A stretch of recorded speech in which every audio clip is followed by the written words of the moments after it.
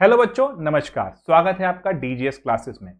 अभी तक हमने नॉमेनक्लेचर और आइसोमेरिज्म के ऊपर कुछ टॉपिक्स स्टडी करे हैं, जिनमें हमने, आपको याद है, हमने फंक्शनल आइसोमर्स, मेटामेरिज्म यानी स्ट्रक्चरल आइसोमेरिज्म को पढ़ लिया और हम फॉलो कर रहे हैं टोटली जेईई एडवांस के सिलेबस को। दोस्तों, कल हमने शुरुआत की थी स्टीरियो आइसोमेरिज्म की और सबसे पहले मैंने आपके साथ डिस्कस किया कि जिनमें फ्री रोटेशन पॉसिबल है। फ्री रोटेशन यानी सिग्मा बॉन्ड जिनके पास है, और सिग्मा बॉन्ड के बारे में हम ये जानते हैं कि सिग्मा बॉन्ड एक ऐसा बॉन्ड है जो फ्री रोटेशन हमें करके दिखा सकता है। पाई के अंदर रिस्ट्रिक्शन होती हैं। अब आज का टॉपिक बड़े ध्यान से समझना है, इसके ऊपर हम बिल्ड करेंगे इस कॉन्सेप्ट को और हम समझेंगे कि क्या मैं कहना चाह रहा हूं। जब मैं कन्फर्मेशंस की बात करता हूं, जब मैं कन्फर्मर्स की बात करता हूं, तो मैंने आपसे यह समझाया कि एक्लिप्स्ड, स्टैगर्ड, फिर स्क्यू फॉर्म आई और गाउशिया फॉर्म आई। एक स्टेप आगे ले जाते हुए, क्योंकि जेईई एडवांस के सिलेबस में केमिस्ट्री में जो दे रखा है वो ये चीजें हैं, तो ध्यान से समझना। अगर हम एक स्टेप आगे जाते हैं और समझते हैं एनर्जी। आप कह रहे थे फ्री रोटेशन, डेफिनेटली। क्या बिल्कुल फ्री है? क्या कोई एनर्जी बैरियर आपको नहीं दिख रहा? यानी ऐसा नहीं है कि कुछ आपको दिख रहा था, टॉर्शनल स्ट्रेन जब आपके साथ दिखता है, कुछ एनर्जी इनहांस होती है, यानी देयर इज अ बैरियर। इतना फ्री रोटेशन नहीं है जितना हम सोच के चल रहे थे, और इस बारे में हमें बताता है ये एनर्जी का डायग्राम जो हमने कल स्टडी किया था।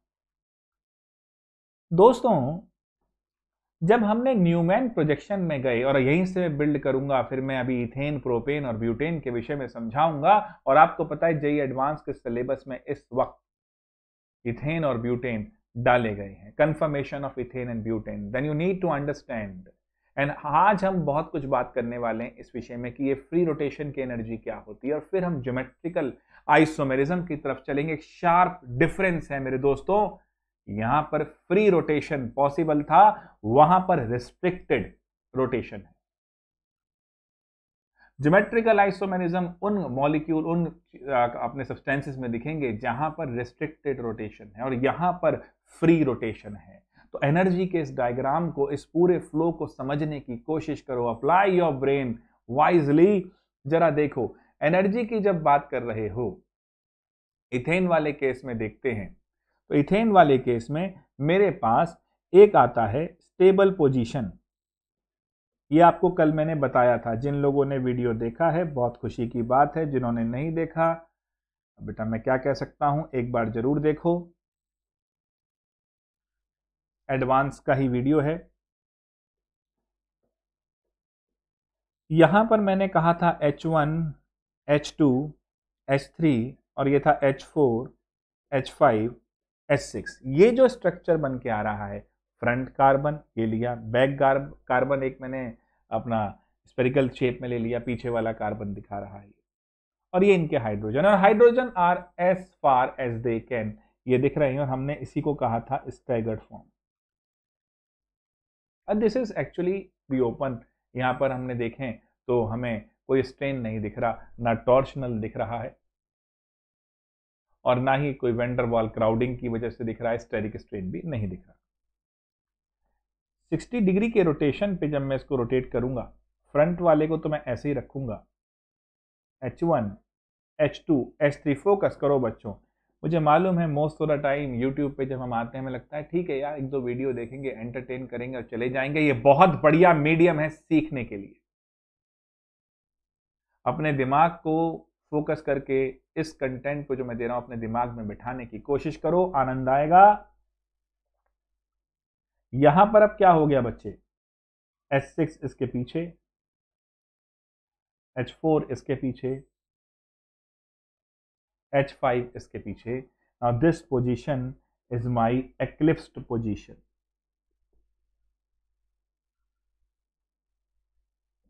ध्यान से देखो बच्चों, अब यहां पर सेकंड वाले कार्बन के जस्ट पीछे, याद है मैंने कल Y और अपोजिट Y की बात करी थी, this is actually the opposite Y। In case of अगर हम इसको 100 हॉर्स के हिसाब से देखते तो हमें Y क्लियर दिख रहा था, लेकिन ये बैक टू बैक है।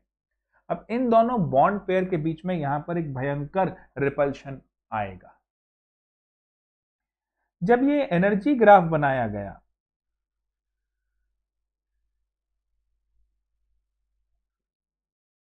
और डाइहेड्रल एंगल, चलो इस बार 180 से शुरू करते हैं। ये 180 लिया तो 180 के एंगल पर ये एंटी का मामला चल रहा था, तो एनर्जी मिनिमम थी। अब 120 ले लो, यानी 60 के अंदर मैंने घुमा दिया इसको इस तरफ। अब 120 के आते के साथ ही मुझे ये कैसा लगा, ये मेरे लिए तो एक्लिप्स्ड हो गया,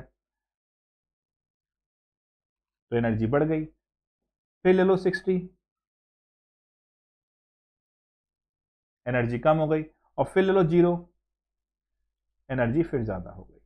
यही लेवल है, ये मिनिमम एनर्जी लेवल लिया है मैंने, है ना, तो इसलिए मैंने इसको 0 पे दिखा रहा हूं, मिनिमम एनर्जी लेवल दिखा रहा हूं। बट ये मिनिमम मतलब 0 नहीं है, ये ध्यान रखना। मैंने कल भी इस ग्राफ के अंदर ये बताया था कि ये एनर्जी है, ये आपका एंगल चल रहा है, तो मैंने बताया था 0 डिग्री है, 60 है, फिर आपका 120 है, और मैंने कहा था देखो मैक्सिमम यहाँ है, फिर ये मिनिमा हुआ, फिर ये मैक्सिमम हुआ।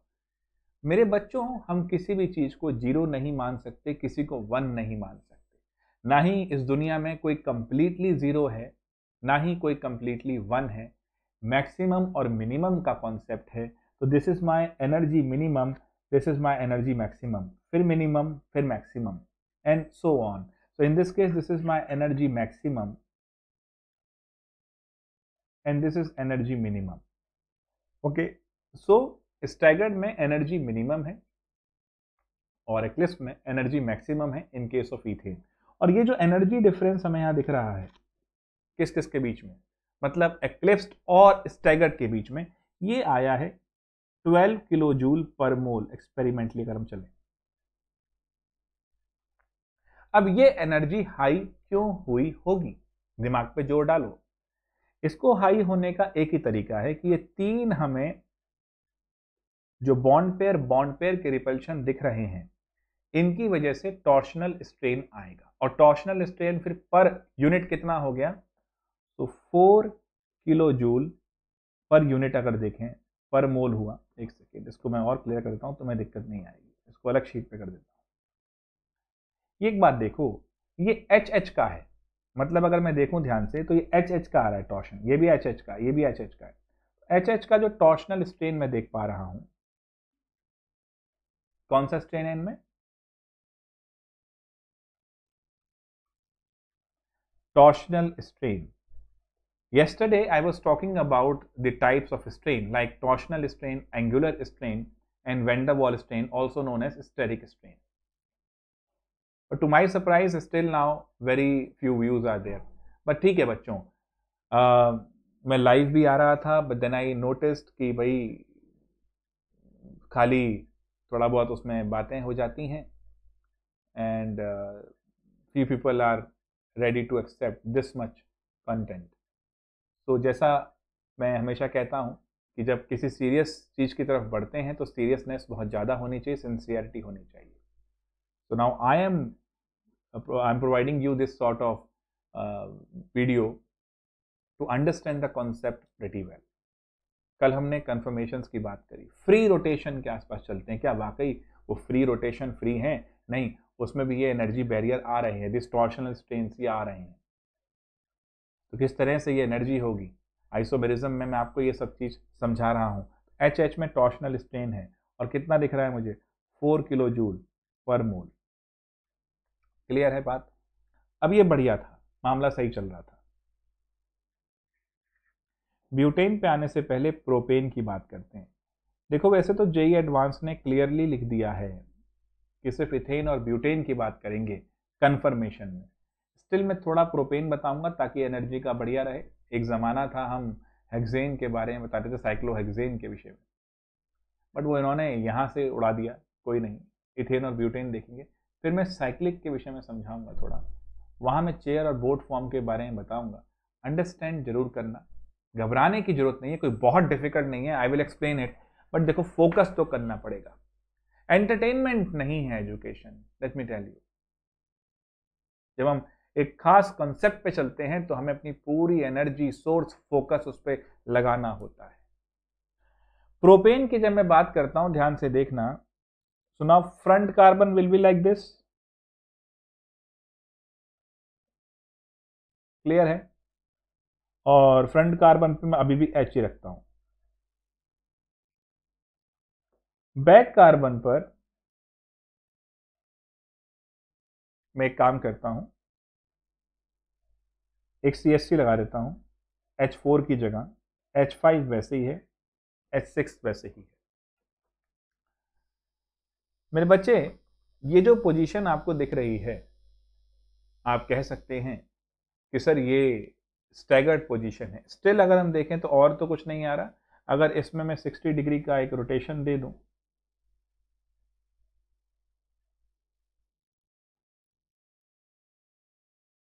Front carbon will remain as such,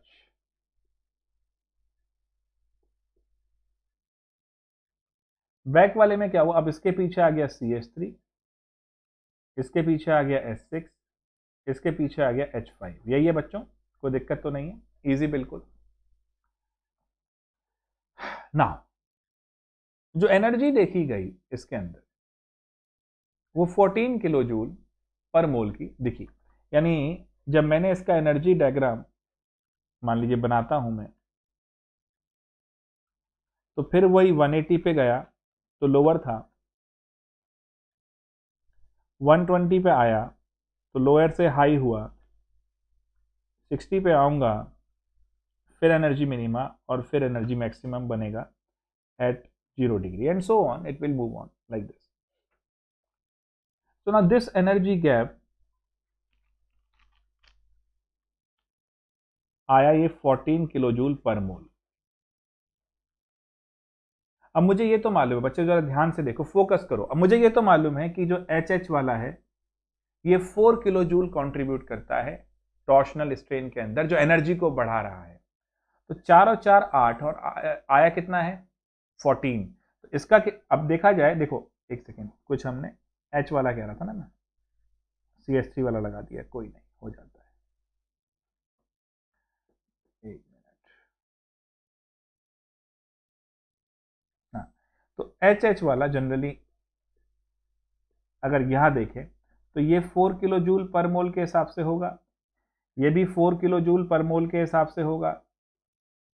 overall energy difference कितना आ रहा है, एनर्जी मिनिमम और एनर्जी मैक्सिमम में कितना आ रहा है मेरे दोस्त? एनर्जी मिनिमम और एनर्जी मैक्सिमम 14 आ रहा है, और ये 14 जो है, दिस 14 किलो जूल पर मोल, ये मेरा निकल के आ रहा है, ध्यान से देखना, दिमाग तेज चलता है, वर्ड पीछे रह जाते हैं समटाइम्स। तो दिस 14 किलो जूल, तो मेरे पास 2 HH का टॉर्शनल स्ट्रेन दिख रहा है और 1 CH3 और H का टॉर्शनल स्ट्रेन दिख रहा है, and that is equal to 14। ये मुझे मालूम है कि ये 4 होता है, तो 2 इंटू 4 प्लस 1 CH3 और H का torsional strain, this comes out to be 14। तो इसका कितना आ रहा है 6। तो अगर मैं ध्यान से देखूं तो ये 4, this one is 4 kilo joule per mole and this one is 6 kilo joule per mole. अब वो एडवांस के अंदर यहाँ पर आपको कुछ वैल्यूज के साथ हेराफेरी कर सकते हैं और पूछ सकते हैं कि इसके अंदर क्या है। तो this is what the energy diagram for this. अब यहां से जो कहानी कल हमने ग्राफ में बनाई थी ब्यूटेन वाले के लिए, उसकी तरफ भी आते हैं, क्योंकि उसमें एक गाउशियन फॉर्म के एक अवतार की आवश्यकता पड़ी थी। यानी we have this anti position, we have this staggered, staggered means anti in this case, but जैसे जैसे देखो बेटा, आप यहां पर ध्यान से देखो, we have this case in case of ethane, in case of ethane we have two separate sort of level, energy maximum, energy minimum, but in higher alkanes की जब बात कर रहा हूं, so we have different energy maximum and energy minimum, like जो हमने कल discuss किया था, इन केस ऑफ ब्यूटेन वाले में, उस बार उसको फिर से देखते हैं और उसको एनर्जी डायग्राम में लेके आते हैं, क्योंकि इस पे भी सवाल वो एडवांस में पूछ सकता है। तो जरा फोकस करना मेरे बच्चे, किस तरीके से यहाँ पर मूवमेंट होगी। So now I want your full attention to understand this. H1 की जगह CH3 आ गया, H2 and H3.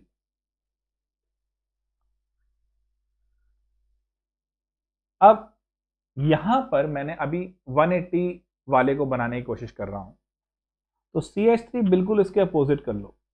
कल वाला अगर समझ लिया था तो इसको समझने में दिक्कत नहीं आएगी। अब H4 की जगह ये था, तो H5 मेरा यहां आ जाएगा और H6 मेरा यहां आ जाएगा। This is my anti position. तो ये 180 का एंगल पे है और ये एंटी पोजीशन है।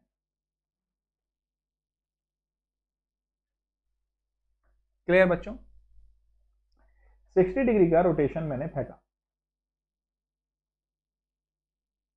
अब देखना 60 डिग्री के रोटेशन पर क्या हुआ, फ्रंट वाला तो ऐसे ही रहा,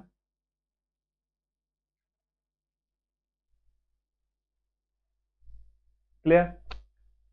बैक वाले में क्या गेम हो गया,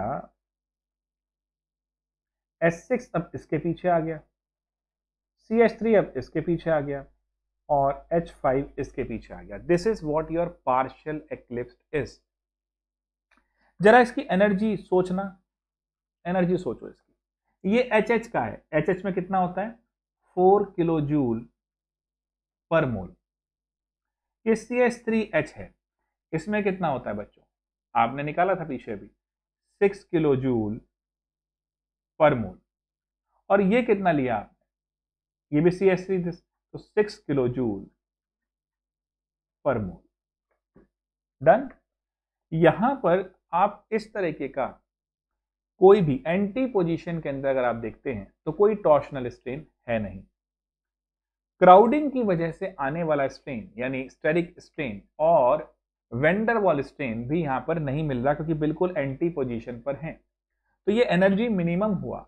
यहां पर अगर देखूं तो उस एनर्जी मिनिमम से कितने पॉइंट ऊपर चला जाएगा, इसकी टोटल एनर्जी टॉर्शनल स्ट्रेन की वजह से 6 6 12 और 4 16 हुई, ओवरऑल 16 किलो जूल पर मोल। वो फोकस कर ले मेरे दोस्त। This is the real test of your understanding. You have to be with me if you really want to get into these IITs, and forget about even in the IITs।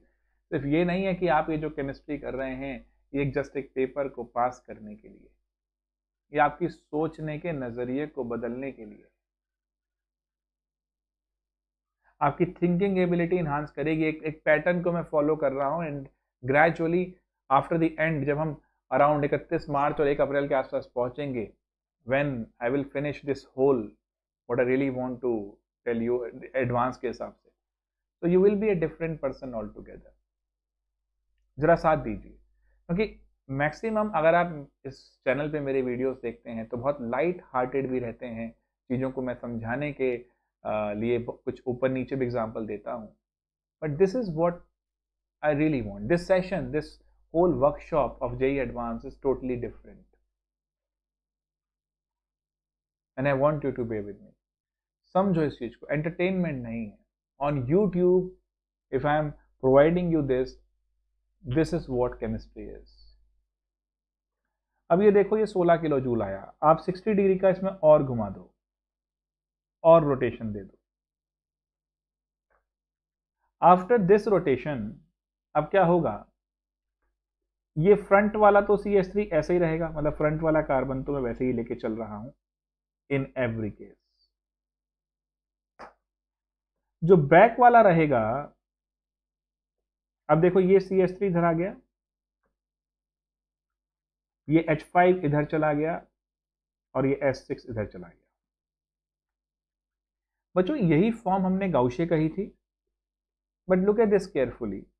जब ये form हमने गाउशे कही है, अब इस form में एक मजेदार चीज, अब वो क्या है जी, जरा ध्यान से समझना।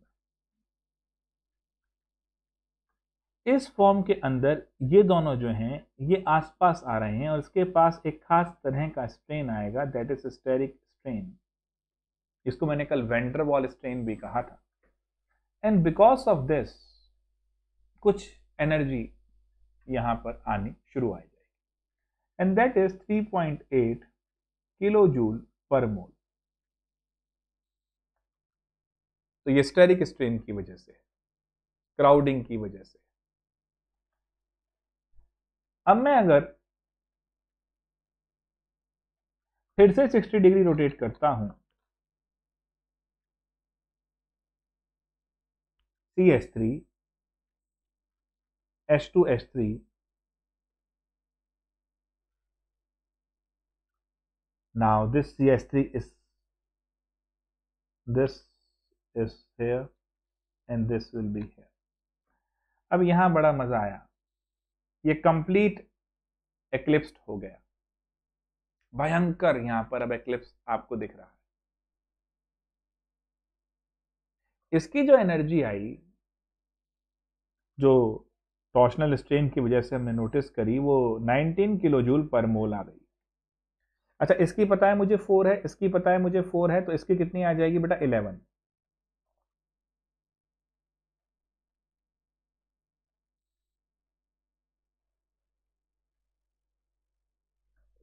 डन।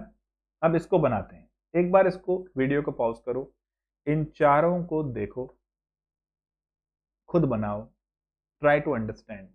उसने कहा ना जेईई एडवांस में जब वो कहता है कि मैं ये टॉपिक दूंगा, ये माना वो बहुत लिमिटेड होता है, बट उसके अंदर सब कुछ पता होना चाहिए, वो कुछ भी दे सकता है उसमें। इसलिए मैं हर चीज को आपको पूरा, जितने टॉपिक दिए हैं उसको पूरा एक्सटेंड करके समझाऊंगा, फालतू कुछ नहीं, लेकिन जो सिलेबस में है उसमें मास्टरी करो।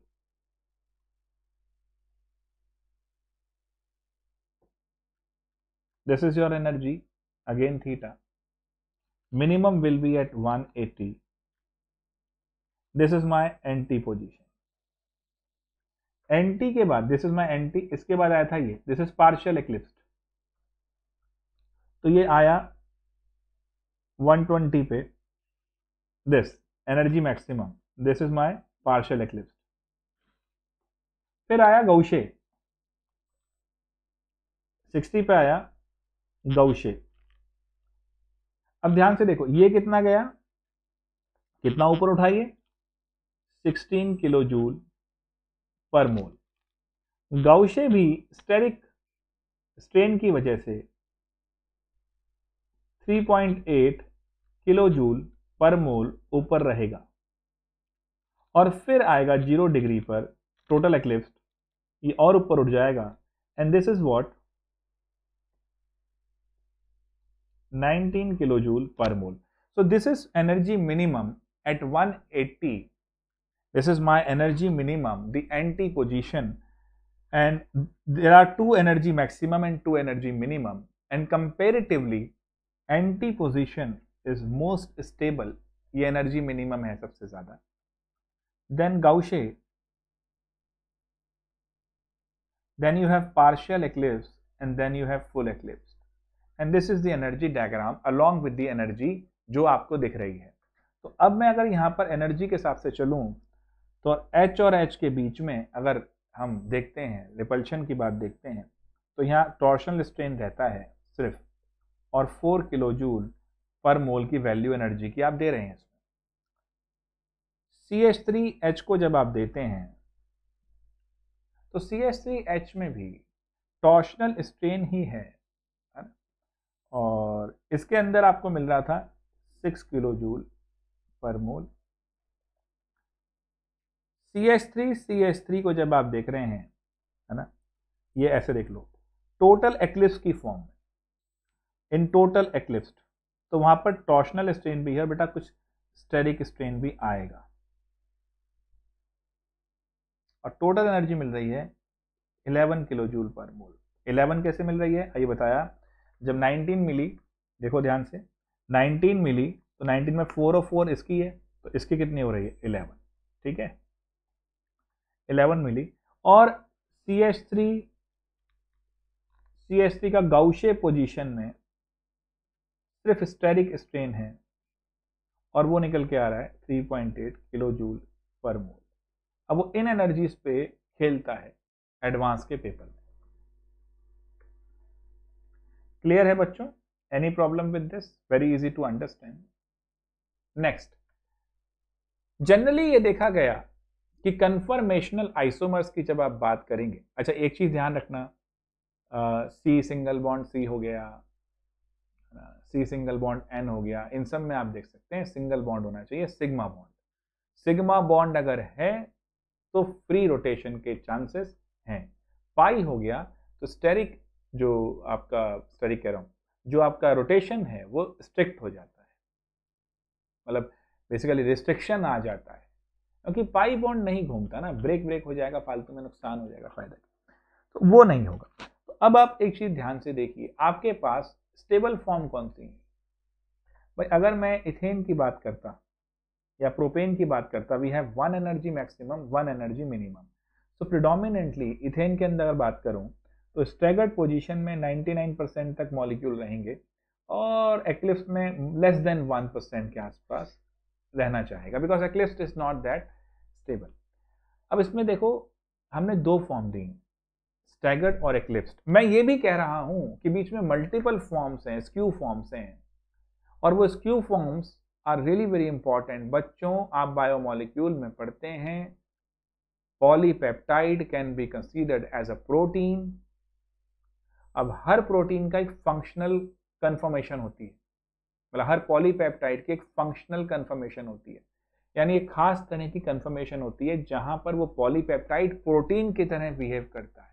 And that is why all proteins are polypeptide, but all polypeptides are not proteins। तो एक खास कन्फर्मेशन। तो जनरली 99% मॉलिक्यूल स्टैगर्ड की तरफ ज्यादा रहते हैं इंक्लाइंड, और 1% रहते हैं एक्लिप्स की तरफ। ये इस तरह से मोल फ्रैक्शन या हम कह सकते हैं परसेंटेज डिस्ट्रीब्यूशन होता है। लेकिन यहां पर अगर हम देखें तो हमारे पास दो चीजें आ गई, one is gauche form and one is staggered form, that is anti. So find out the mole fraction. अब कैसे परसेंटेज निकालेंगे? सो मोल फ्रैक्शन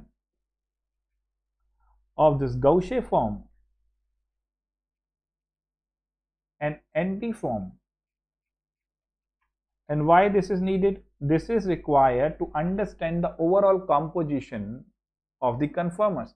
देखो, कन्फर्मर जो है वो हमेशा डायनामिक इक्विलिब्रियम में रहेंगे, इसका मतलब वो मजे से एक इक्विलिब्रियम में एग्जिस्ट करेंगे, एक दूसरे के अंदर आसानी से इंटर कन्वर्ट हो जाएंगे।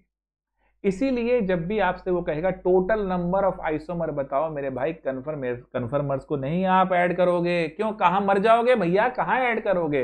इन्फानाइट नंबर में घुस जाएगा ये तो भैया, एक दूसरे में इंटर कन्वर्ट होते चले जाएंगे। तो we can not include conformers while calculating total number of isomers। Mind it. Stagger और एक्लिप्स दो एक्सट्रीम पोजीशन हो सकती हैं, एनर्जी मैक्सिमम होता है एक्लिप्स और एनर्जी मिनिमम होता है आपका anti position, that is staggered. But इसके बीच में बहुत सारी फॉर्म बनती हैं जिनको मैंने स्क्यू फॉर्म कहा, और gauche is one of them. So now let's talk about it. तो we will take help from dipole movement.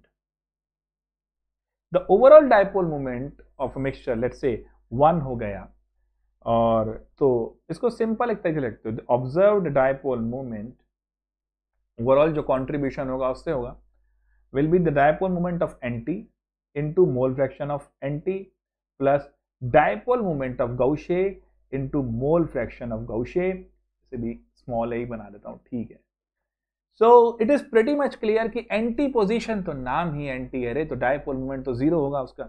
Experimentally जो नेट आ रहा है, लेट्स से 1, ये जीरो हो गया, ये एक्स से हो गया, प्लस इसका जो आता है गाउशिया का 5.5 आता है।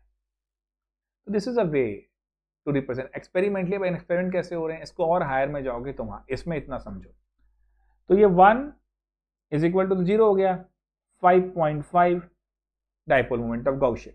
सो now this is dipole moment of mole fraction of Gaussian will be 1 upon 5.5। this comes out to be somewhere around 0.18। clear? तो इसका मतलब 18% Gaussian फॉर्म है, और 1 माइनस करोगे, 100 माइनस करोगे तो 82% एंटी फॉर्म में एग्जिस्ट करता है। तो this is about your conformers, और इनके स्ट्रक्चर ड्रॉ करने, एनर्जी देखना, ये सब बात आती है। अगला आप टॉपिक शुरू करेंगे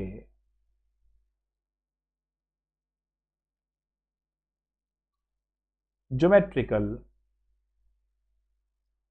आइसोमेरिज्म, थोड़ा आज इसको इंट्रोड्यूस कर रहा हूं, नेक्स्ट वीडियो में ये कंप्लीट आएगा। ज्योमेट्रिकल आइसोमेरिज्म अभी आपने पढ़ा मेरे से फ्री रोटेशन पॉसिबल है तो कन्फर्मेशनल आइसोमर हो गया। यहां पर रिस्ट्रिक्टेड हो गया क्या? बिल्कुल रिस्ट्रिक्ट कर दिया क्या? रोटेशन। वो एक कार्बन को पकड़ के दूसरा घुमा रहे थे। अब एल्कीन का एग्जांपल लेते हैं। एल्कीन बाबू में पाई बॉन्ड की वजह से अब रोटेशन जो है वो रेस्ट्रिक्टेड हो गई। भाई देख लो सिग्मा पाई बॉन्ड का खेल, तो जहां पर सिग्मा था वहां फ्री रोटेशन दिख रही थी, यहां पाई आ गया, यहां नहीं होगी रे। और यहां ध्यान रखियो ये एक्स एक्स वाई वाई हो सकते हैं, चारों डिफरेंट हो सकते हैं, लेकिन रिस्ट्रिक्टेड कार्बन के ऊपर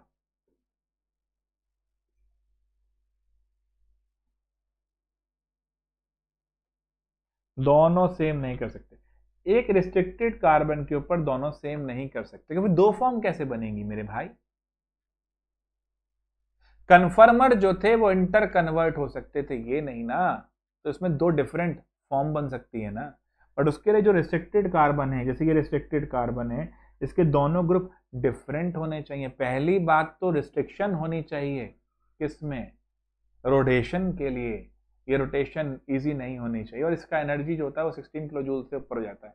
अब लेकिन ये क्यों हो जाता है, फ्रोजन रिस्ट्रिक्शन क्यों कहते हैं, विल टॉक अबाउट इट। आज जो पढ़ा है उसको पहले अच्छे से हजम करना। तो इसलिए मैंने आपसे कहा था कि ज्योमेट्रिकल आइसोमेरिज्म की जब बात कर रहे हो, रिस्ट्रिक्शन की बात कर रहे हो, तो सेम नहीं होने चाहिए, अदरवाइज वो ज्योमेट्रिकल आइसोमेरिज्म शो नहीं करेगा। अब इसमें क्या देखें, इसमें तो सी डबल बॉन्ड सी में हो सकता है क्योंकि यहाँ रिस्ट्रिक्शन है, सी डबल बॉन्ड एन में हो सकता है। सर ये कैसे बात कर दिया आपने, सी डबल बॉन्ड एन में कैसे होगा? आइए देखें। आपने एल्डिहाइड एंड कीटोन्स में, ये बात मैंने अपने चैनल पे भी बता रखी है। मान लीजिए यू हैव दिस एसिटाल्डिहाइड और यहां पर आप डाल देते हैं हाइड्रोक्सिल अमाइन, तो ये निकलता था, याद करो, एलिमिनेशन मतलब न्यूक्लियोफिलिक एडिशन एंड एलिमिनेशन की बात हम करते हैं एट ए पर्टिकुलर पीएच। अब ये निकलता था और ये आपको मिलता था। अब एन भैया के पास लोन पेयर भी हैं, तो लोन पेयर भी लेके चल लो और एक ये बॉन्ड पेयर ले लो। तो दिस इज समवॉट दो डिफरेंट हो गए ना। इस रिस्ट्रिक्शन तो है, कार्बन और नाइट्रोजन के बीच में डबल बॉन्ड होने की वजह से, पाई बॉन्ड होने की वजह से रिस्ट्रिक्शन है, और ये दोनों अलग लगे हुए हैं रिस्ट्रिक्टेड कार्बन पे, और रिस्ट्रिक्टेड सेंटर पे ये दोनों अलग लगे हुए हैं। तो हम सिस ट्रांस की बात करते हैं, यहाँ पर हम सिन एंटी की बात करेंगे। एच के साथ ओ एच आ गया तो ये सिन हो गया, अपोजिट आ गया तो एंटी हो गया। तो ये रेफरेंस में बताएंगे। तो हम यहाँ पर नॉमेनक्लेचर में बात करेंगे cis trans, syn anti and E Z. मेरे बच्चों, आई होप जो मैं बता रहा हूँ वो क्लियर होगा, और नंबर ऑफ ज्योमेट्रिकल आइसोमर्स कैसे निकालते हैं ये सब जानने के लिए कल के वीडियो का इंतज़ार कीजिए, और आज जो बताया उसको अपने जहन में बैठाइए। आई होप आप इसको जरूर देखेंगे और इससे आप सीखेंगे। तो आज की सभा यहाँ समाप्त करते हैं। टेक केयर बच्चों।